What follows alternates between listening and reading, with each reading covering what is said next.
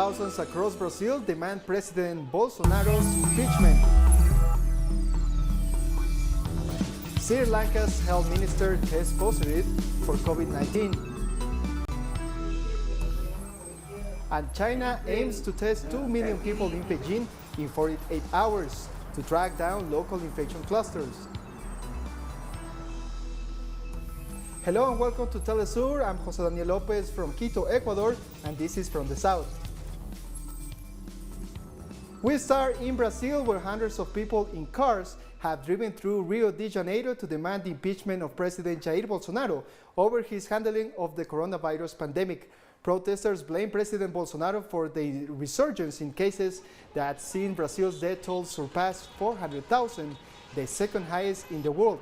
People are also accusing the government of mismanagement in the import and distribution of vaccines and the oxygen crisis that has affected patients' treatment in the Amazonian capital city of Manaus. Similar protests took place in several major cities across the country.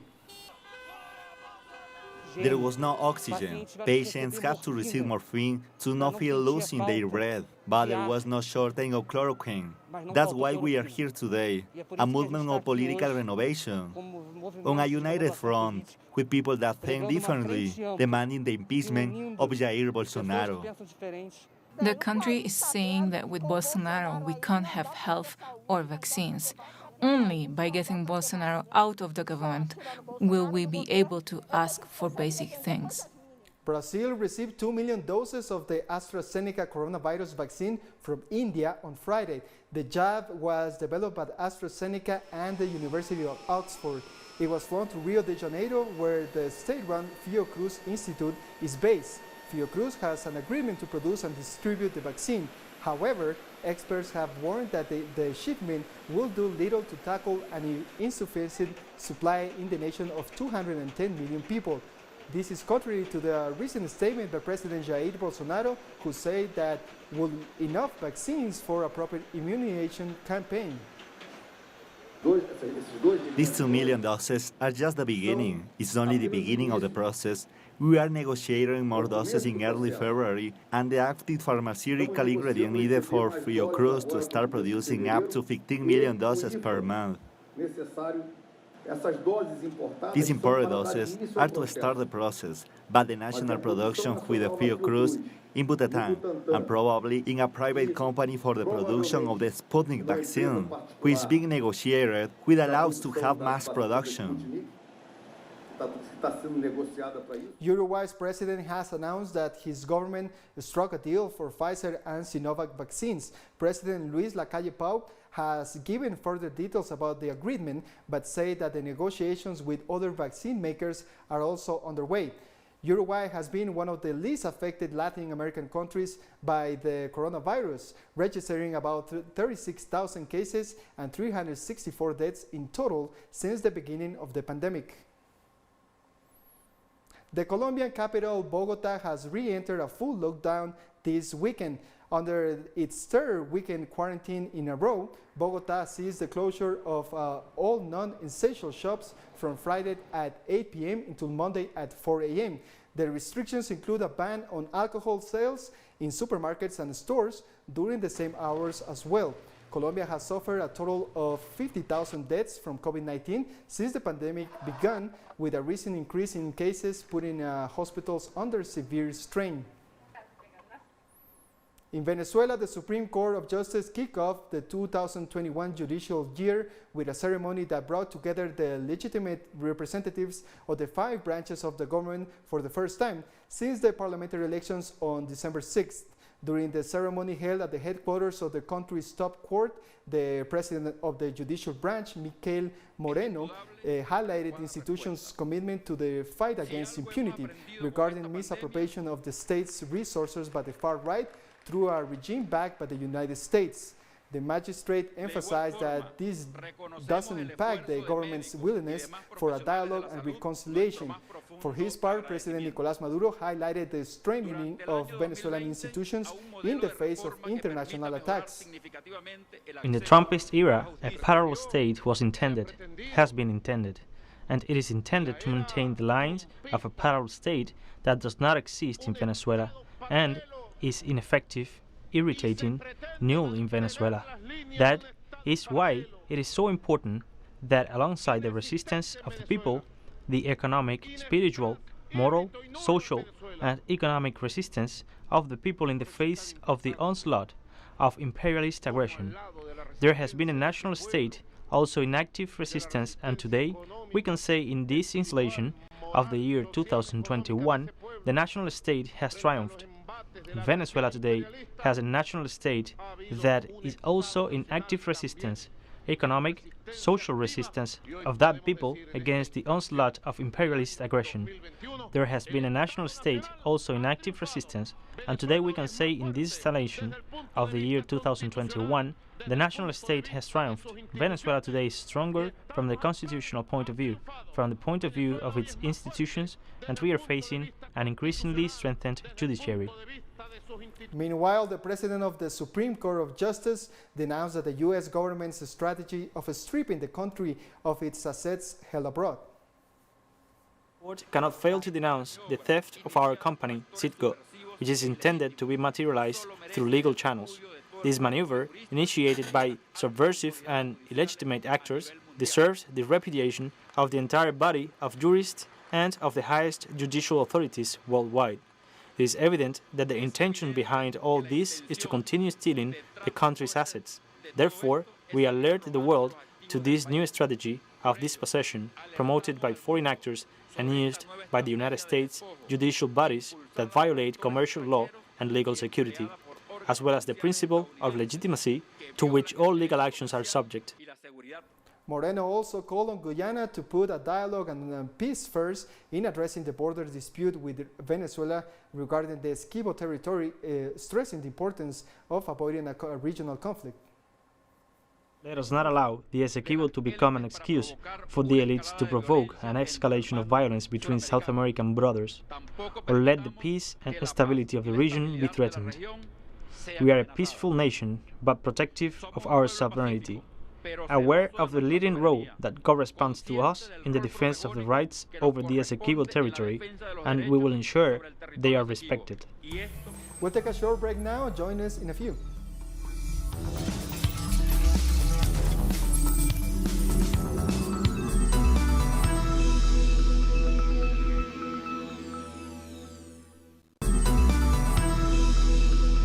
Welcome back.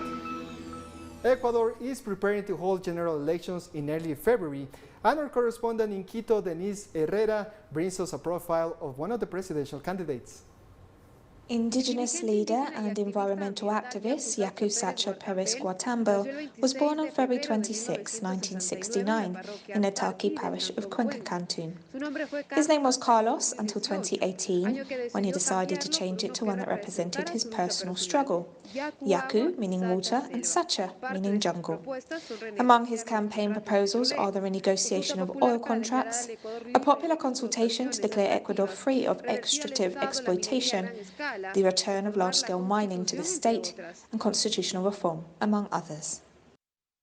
The human right to water must be protected, and in my government we will call for a popular consultation so that you will be the ones to decide at the ballot box about the exploitation of mining and water resources.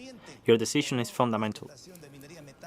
Yaku graduated as a lawyer, although his degree is not registered with the National Secretariat of Higher Education. What is registered are the 4 postgraduate degrees in watershed management, environmental law, indigenous justice, and criminal law. In the public sphere, Yaku was president of Ecuador, the Confederation of Peoples of Quichua nationality, from 2013 to 2019, and prefect of Asua province between 2019 and 2020, a post he left due to his candidacy for the presidency. We have clean hands. We don't owe anything to any bank, or to corruption, or to drug trafficking. We owe everything to the people. Yaku became one of the biggest opponents of former President Rafael Correa and was detained several times. In the 2017 elections, he declared that a banker is preferable to a dictatorship. He defines himself as close to a flexible, open left, and has also said he does not believe in capitalism or socialism or communism, but in humanitarianism. His candidacy candidacy is one of several representing the indigenous movement. Denise Herrera, telesur Quito, Ecuador. In Chile, social movements were violently repressed by the police during a fresh day of protests to demand the release of those detained during the social unrest of October 2019. Demonstrators who gathered in Baquedano Square were surrounded by the police, who sprayed them with water cannons. One of the protesters was reported to be in a serious condition after having been directly hit by the pressurized jet of water from one of the police trucks and falling headfirst onto a sidewalk. At the same time, many protesters reported burns after being sprayed with guanaco, a chemical of unknown composition that is mixed with the water from the trucks. In Peru, representatives of health unions rallied in front of the Health Ministry headquarters for the 10th consecutive day. Union reps have stressed that the national government has not complied with the implementation of the third salary increase scheduled for the month of January 2020. The pay raise was agreement between the national government with the health professionals in 2020 after widespread protests. Health workers are also denouncing a lack of COVID-19 tests for medical personnel, in addition to warning of the high rate of hospital bed occupancy throughout the country. In Trinidad and Tobago, both sides of the political divide are mourning the death of a former government minister who died on Friday. Clifton Dicoto, who served as an educator for many years, collapsed on the floor outside his home after completing his daily routine of reading a newspaper. Dicoto was a former Minister of National Diversity and Social Integration and Gender, Youth and Child Development. He had been battling health issues since 2013. Malawi has appealed to the United Nations and international organizations for help in fighting the COVID-19 as cases continue increasing. The government has already declared a state of national disaster in all the country's districts after the country lost 2 cabinet ministers on the same day due to COVID-19. New confirmed cases have increased by 163% and deaths by 135% for the month of January alone. Security forces have been deployed in several cities to enforce measures to reduce the spread of the virus. Tropical storm Eloise has developed into a cyclone and has made landfall in the Mozambican port city of Beira, leaving a trail of destruction along its path. Eloise dumped more than 300 millimeters of rain in just 36 hours, causing widespread flooding in the region that was hit hard by Cyclone Idai in 2019. The government on Thursday placed rescue teams on high alert and urged citizens living in flood-prone areas to evacuate. Cyclone Idai killed more than 1,000 people across Mozambique, Malawi, and Zimbabwe 2 years ago. Libya's rival groups have started a new round of talks in Morocco. Representatives from the Tobruk-based House of Representatives and from the Tripoli-based High Council of State are gathered in Morocco's cities of Rabat for talks aimed at finding a solution to a decade-long conflict. Discussion between the two sides include appointments to the electoral commissions, the central bank, and the anti-corruption commission.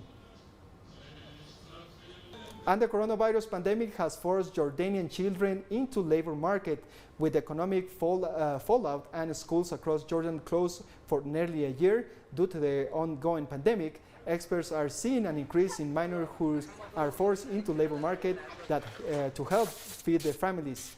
UN Children's Agency UNICEF say that it believes that Jordanian children have been forced into precarious work since the pandemic began, despite it being forbidden to employ those under 16. Some 76,000 children were already working in Jordan, according to the last official count published in 2016. Since COVID-19 began, the schools are shut. So Jordanian and Syrian children are coming to us. They come to make some money. Shop owners only load the carts of children, not the ones of adults. The children are the only ones who work at the market. I don't want the corona pandemic to affect my studies, as I want to finish them to become a pilot and make my dream come true. We'll take a short break now. Don't go away.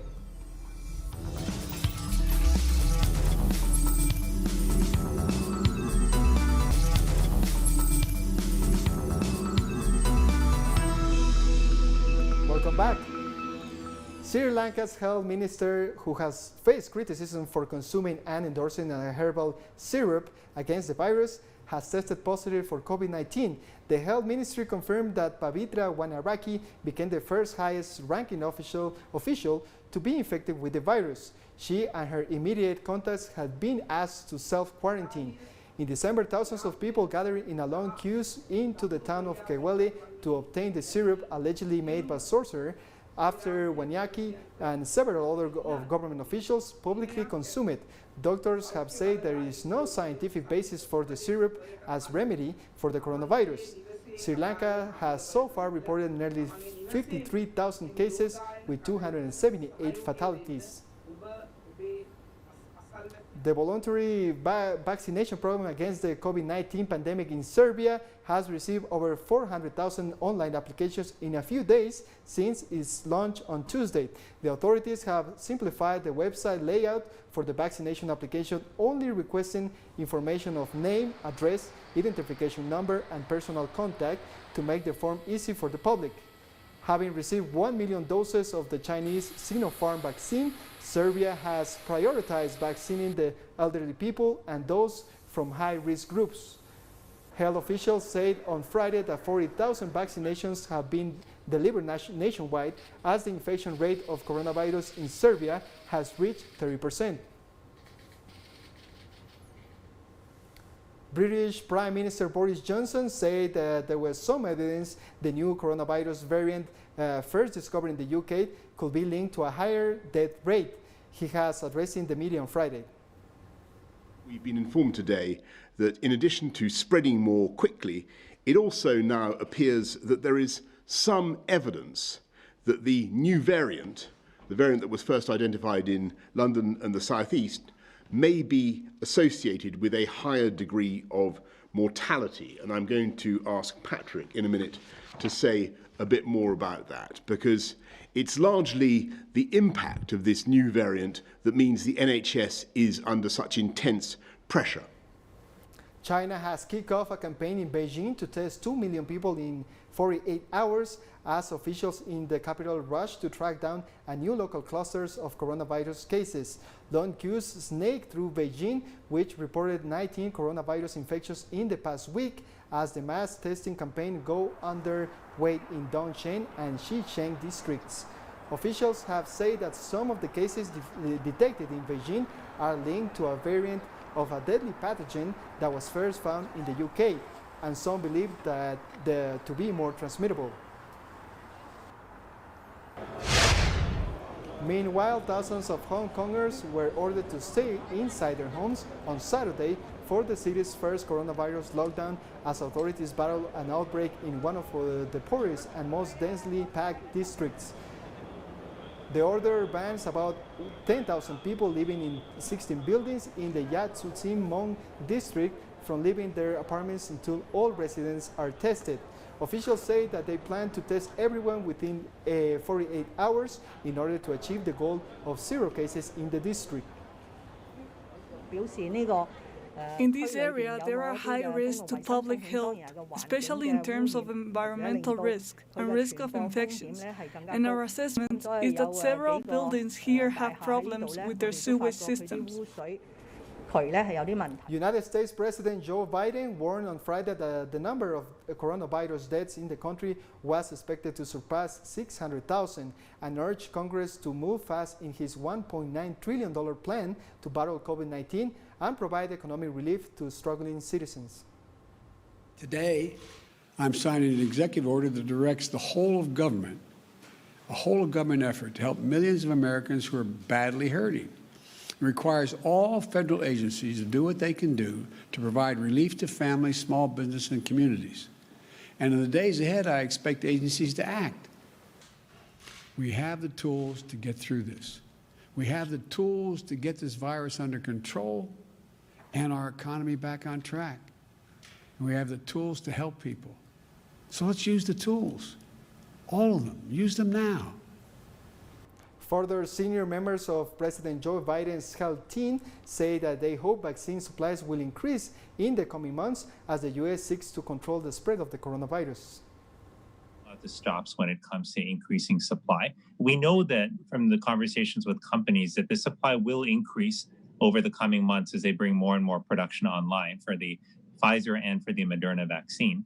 It is possible that another vaccine may come into the mix. If the Johnson & Johnson vaccine or if the AstraZeneca vaccine come through with strong data and they're authorized by the FDA, then we could see more vaccine from them on the market. That science and truth is going to rule. And when we, and Vivek just sort of alluded to that, we don't have everything perfect right now, and we are going to make some missteps. But when we do make missteps, what we're going to do is try and correct them. We're not going to blame anybody. We're not going to ignore them. We're not going to make out that they're going to disappear. We're going to try and fix them. Legendary U.S. television host Larry King has died at the age of 87 during his six-decade career, which included 25 years of hosting his own nightly program on CNN. King interviewed many of the most famous political leaders, celebrities, and sports people of the day. He conducted an estimated 50,000 honor interviews with guests, including everyone from the Dalai Lama to Elizabeth Taylor, from Mikhail Gorbachev to Barack Obama, Bill Gates to Lady Gaga. He won countless awards, including the Peabody Award for Excellence in Broadcasting for both his radio and television shows. No cause of death has been given, but King contracted COVID-19 in early January and received supplemental oxygen before being moved out of intensive care. UN Secretary General Antonio Guterres has said that the treaty on the prohibition of nuclear weapons, which came into effect on Friday, is an important step towards the goal of a world free of nuclear weapons and a strong demonstration of a support of multilateral approaches to a nuclear disarmament. Is to recognize today's entry into force of the Treaty on the Prohibition of Nuclear Weapons, the first multilateral nuclear disarmament treaty in more than 2 decades. The treaty is an important step towards the goal of a world free of nuclear weapons and a strong demonstration of support for multilateral approaches to nuclear disarmament. I commend the states that have ratified the treaty and welcome the instrumental role of civil society in advancing negotiation and entry into force. The survivors of nuclear explosions and nuclear tests offered tragic testimonies and were a moral force behind the treaty. Entry into force is a tribute to their enduring advocacy. I look forward to carrying out the functions assigned by the treaty, including in preparation for the first meeting of states parties. Nuclear weapons pose growing dangers and the world needs urgent action to ensure their elimination and prevent the catastrophic human and environmental consequences any use would cause. The elimination of nuclear weapons remains the highest disarmament priority of the United Nations. I call on all states to work together to realize this ambition to advance common security and collective safety. We've come to the end of this news brief. You can find these and many other stories in our website at telesurenglish.com. And join us on social media, Facebook, Twitter, and Instagram. For Telesur English, I'm Jose Daniel Lopez. Thank you for watching.